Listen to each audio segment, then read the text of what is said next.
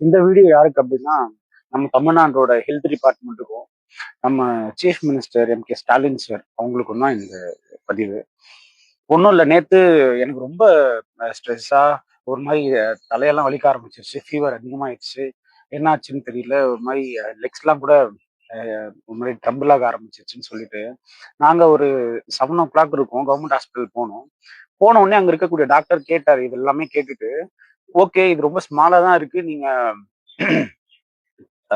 போங்க. இந்த ஓஆர்எஸும், பேராசிட்டமாலும் மட்டும் யூஸ் பண்ணுங்க.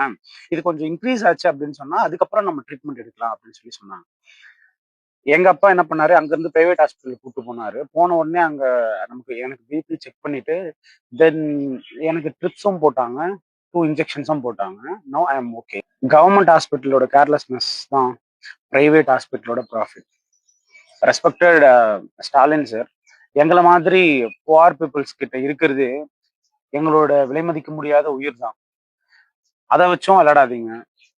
தயவு செஞ்சு ஒரு 7:00 மேல எல்லா ஹாஸ்பிட்டல்ஸ்லயும் அட்லீஸ்ட் ஒரு டாக்டர போடுங்க. 2 டேஸ்க்கு என்ன சொல்றாங்க. 2 டேஸ்க்குள்ள எனக்கு ஏதாச்சும் ஆயிடுச்சுன்னா என்ன பண்றது? தென் அவ்ளோ ஈஸியா போயிருச்சா ஒருத்தரோட உயிர் அப்படின்றது? நோ. இந்த வீடியோ நீங்க பார்ப்பீங்க நான் நம்புறேன். Then kindly take the necessary action against it.